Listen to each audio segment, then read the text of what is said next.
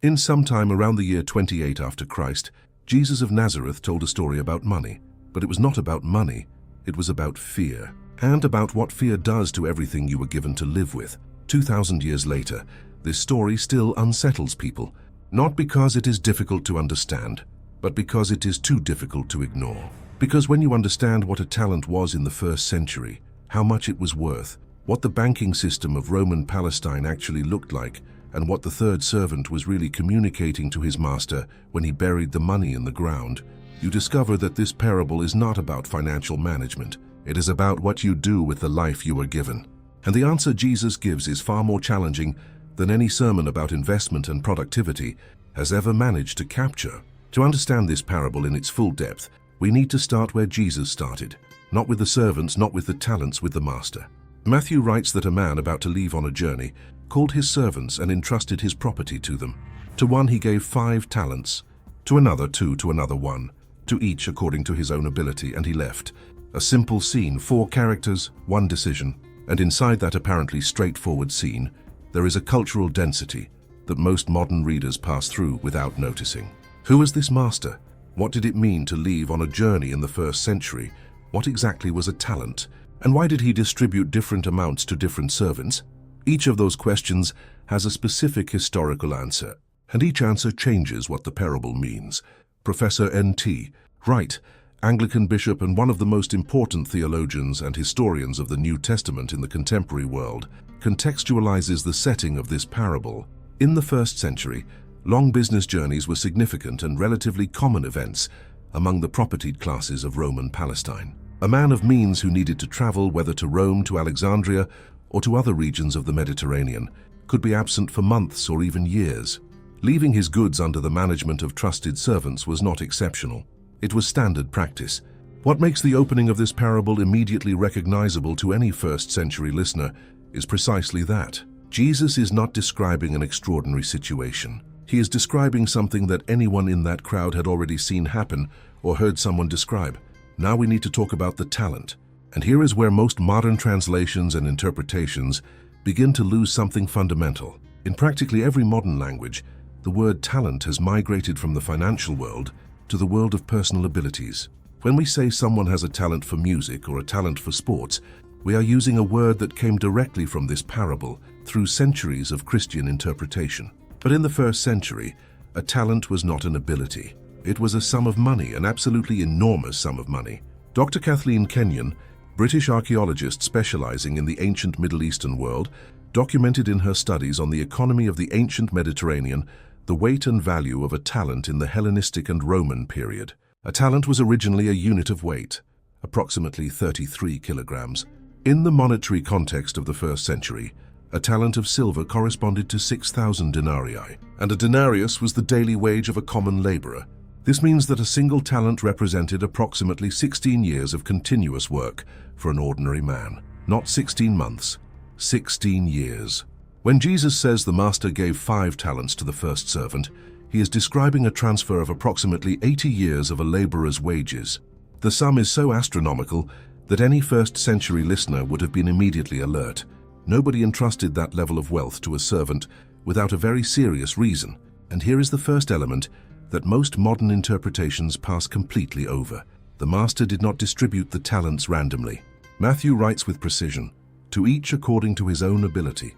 In the first-century world, trusted servants in wealthy households frequently managed properties, conducted trade, managed other servants, and made financial decisions on behalf of their masters.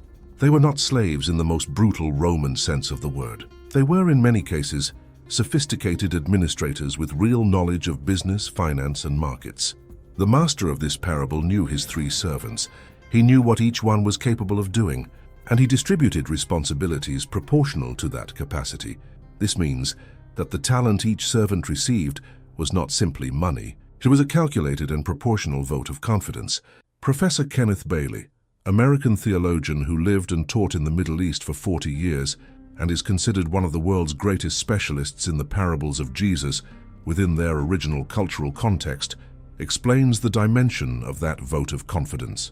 When a property owner in the ancient Middle East entrusted his goods to a servant before a long journey, There was a very clear, implicit cultural expectation. The servant was not simply a passive guardian, he was an active agent of the master, with delegated authority to act on his behalf. In many cases, the servant had access to commercial networks, to other property owners, to merchants, precisely because he represented his master. The trust placed by the master was not only financial, it was reputational. The servant carried the master's name and credit in the marketplace, and what he did with that delegation of authority defined who he really was. The text of Matthew then says that the servant who received 5 talents went immediately and traded with them, and gained 5 more. In the same way, the one who received 2 talents gained 2 more. 2 servants, 2 completely different sets of talents, but the same behavior, the same attitude, the same immediate willingness to act. Matthew uses a specific word to describe how the first servant acted. In Greek, he writes eutheos, immediately, without hesitation, without waiting, without overanalyzing, without asking for more instructions. He received the talent and he went. But how did they gain more? Here we need to enter the financial and commercial world of first-century Palestine, because what seems obvious to a modern reader was in fact a very specific and very complex environment. Dr. Mary Beard, professor of classics at the University of Cambridge and one of the world's greatest authorities on the history of the Roman world, describes the economic system of Roman Palestine in the 1st century. The economy of Roman Palestine in the 1st century was deeply integrated into the commercial networks of the Mediterranean. There was active trade in olive oil, wine, grain, linen, spices, ceramics, metals. There were established routes between Jerusalem, Alexandria, Antioch, Rome, and there was a financial system that was surprisingly sophisticated by the standards of antiquity. There were what we might call banking houses, frequently operated by merchant families, that received deposits and offered loans with interest. There were money changers in every major market. There were letters of credit that allowed value to be transferred between cities without physically moving money. The idea that the ancient world was economically primitive is a misconception. It was different from ours, but it was not simple. When Matthew says the servants went and traded with the talents, the Greek text uses the verb ergazomai, which means to work, to operate, to put to use. It is not the verb of someone who simply deposits money and waits. It is the verb of someone who actively enters the market, makes decisions, takes risks, and manages a process. The 2 first servants did not simply put the money out to earn returns, they worked with it. And here is something that most modern readers do not notice. Doubling invested capital was not a trivial feat even in 1st century markets. It required knowledge, connections, judgment, and the courage to take calculated risks. These 2 servants were not simply obedient, they were competent. Professor N.T. Wright deepens the analysis of what was at stake for these servants from the perspective of risk and responsibility. It is important to understand that these servants were risking money that was not theirs. If the business failed, if the market was unfavorable, if a commercial partner did not honor an agreement, the loss would be real and the consequences for them potentially severe. There was no insurance. There was no sophisticated legal protection. There was the judgment of the master when he returned. The 2 first servants knew that, and they went anyway. That courage in the face of risk is a central part of what the parable is celebrating, not the result, the willingness. And then we arrive at the 3rd servant. The one who received 1 talent went, dug a hole in the ground and hid his master's money. 1 sentence. And in it lies the heart of the entire parable. But before judging this servant, we need to understand something fundamental about the world in which he lived. Burying money or valuable objects was not an absurd or ridiculous attitude in the 1st century.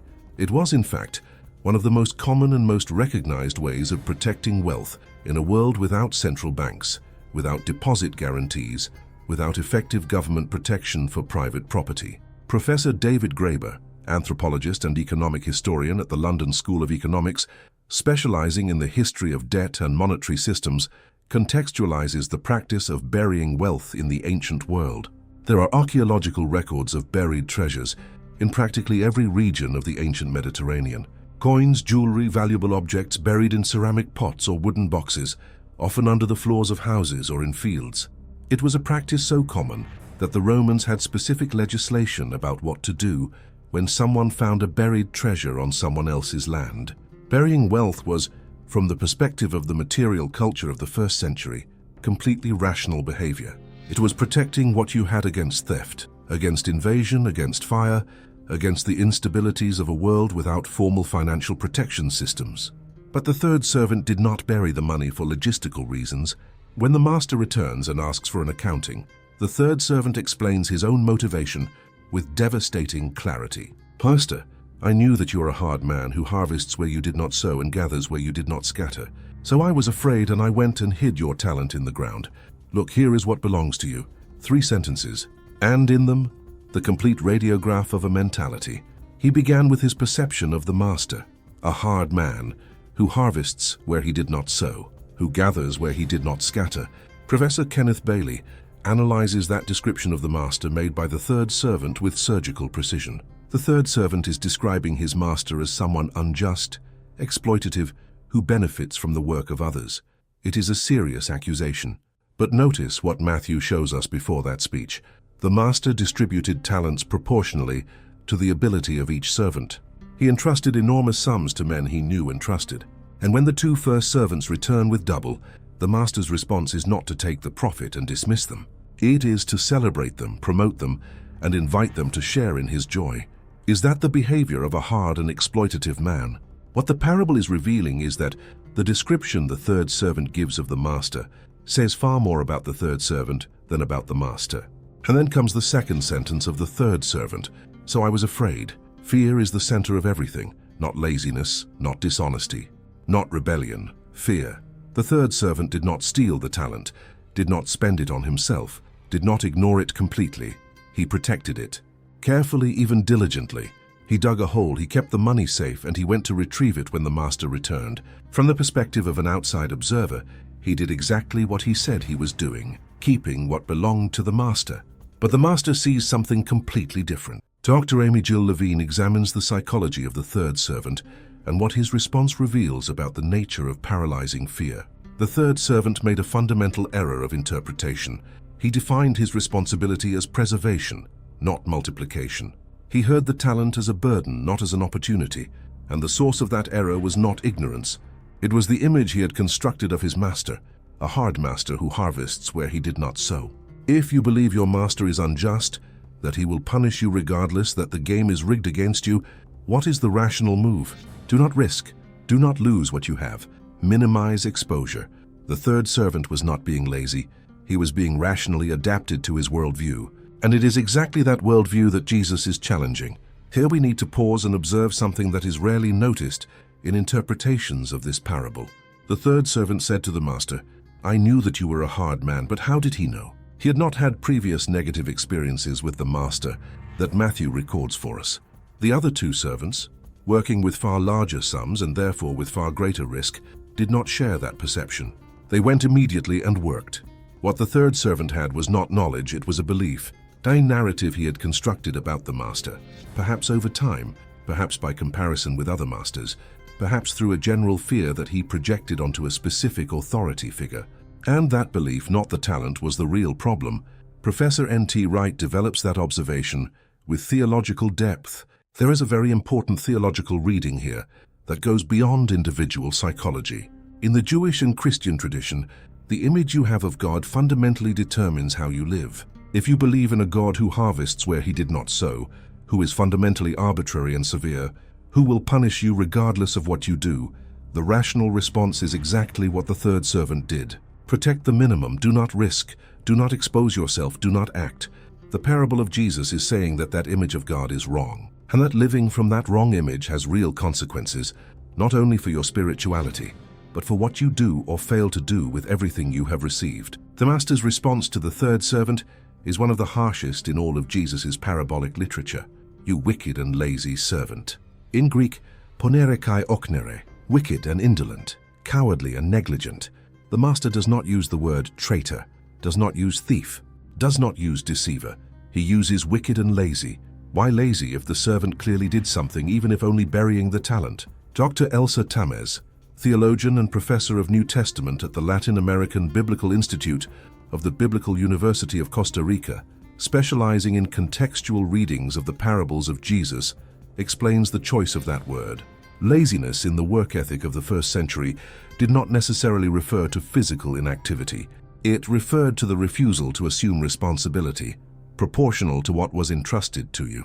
A servant who received a delegation of authority and refused to exercise it fully, out of fear, out of comfort, or for any other reason, was being lazy in the most fundamental sense of the Greek word okneros.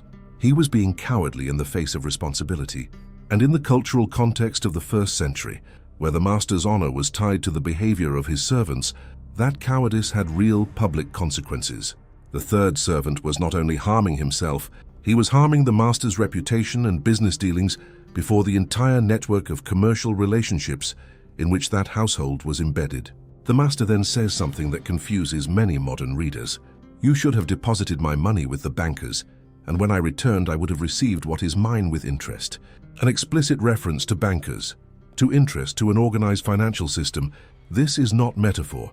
It is a direct reference to an economic reality of the first century that archaeology and historical documents confirm with precision. Dr. Mary Beard returns to describe the banking system of Roman Palestine with details that illuminate this passage.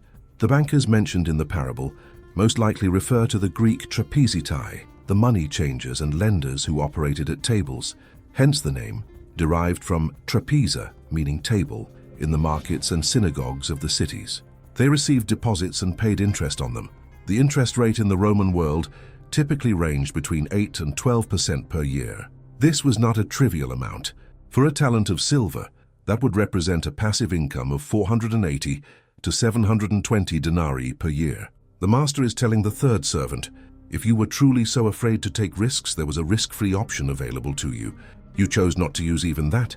You chose absolute emptiness, and then comes the sentence that most disturbs modern readers of this parable.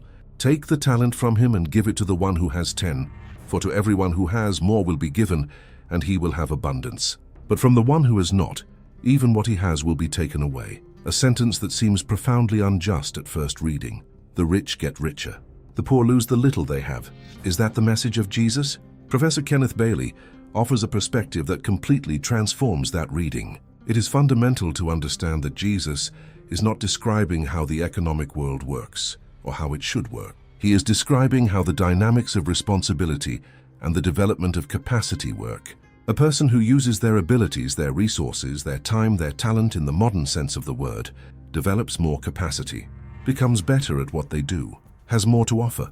A person who out of fear or negligence does not use what they have, does not simply fail to grow. They lose the capacity they had, because capacities that are not exercised atrophy. Jesus is describing a real spiritual and psychological law, not an economic policy. And when you see it that way, it stops seeming unjust and begins to seem inevitable. But there is a layer of that sentence that goes even deeper. The talent is taken from the third servant and given to the one who has 10, not to the one who has 2, to the one who has 10. Why? Dr. Amy Jill Levine reflects on that specific choice and what it communicates. Jesus could have said the talent was given to the second servant, who now had 4 talents, a more balanced distribution. But he says it was given to the one who has 10, and that is deliberate. Jesus is completely subverting the expectation of fairness that his audience might have had. This is not about equitable redistribution. It is about recognizing where the capacity for multiplication exists and directing resources toward it. It is a logic of investment, not of compensation. And for an audience that expected an ending of equal redistribution, that outcome was surprising and unsettling. Just as almost everything Jesus said, now we need to talk about what this parable is not. Because over centuries of Christian interpretation, this parable has been used to justify the accumulation of wealth, to celebrate financial success, to suggest that God rewards those who already have more and punishes those who have less. That reading is a historical and theological mistake. Professor N.T. Wright is emphatic on this point. Any reading of this parable that transforms it into a theological endorsement of capitalism or a justification for economic inequality is reading the text outside its context in an irresponsible manner. Jesus was not talking about money. He was using money, a reality that everyone understood, to talk about something completely different. The immediate context in Matthew is the imminence of the kingdom of God. Jesus was talking about what people do while they wait, about how they live the interval, about the time between the present moment and the moment of reckoning. The talent is not money. The talent is the complete set of what you have received to live with. Your life, your relationships, your capacities, your faith, your position in the world. And the question Jesus is asking is, what are you doing with that? Dr. Elsa Tamez deepens that reading from the perspective of social context. It is important to note that Jesus told this parable to people who had very little real economic power. Most of his listeners were rural workers, fishermen, craftsmen, people who would never see a talent in their lifetime, much less 5. When Jesus uses the image of the talents, he is not speaking to the wealthy about how to manage their riches. He is speaking to ordinary people about something that everyone possesses regardless of their economic situation: the capacity to act, the courage to move, the willingness not to be paralyzed by fear of failure or by fear of a God you imagine as severe and arbitrary. That was the most radical possible message for an audience that the system had taught to stay in their place. There is still one element of this parable that is rarely explored in conventional interpretations. The master returned. Matthew says that after a long time, the master of those servants came and settled accounts with them. After a long time. In Greek, meta de polin chronon. After a long period, not after a few days, not after a few weeks, after a long time. Professor Kenneth Bailey examines the theological significance of that temporal detail. For the first Christian listeners of this parable, the reference to the master's return after a long time was immediately associated with the expectation of the return of Christ, the parousia, what we call the second coming. The first-century Christian community lived in a real tension between the expectation of an imminent return and the reality of a return that was taking longer than they expected. The parable of the talents speaks directly to that tension. What do you do while you wait? How do you live the interval? That was the most urgent existential question for those communities, and Jesus' answer is clear.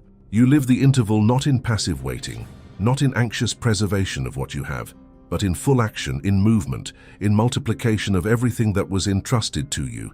And then we arrive at the moment that closes the circle of the entire parable.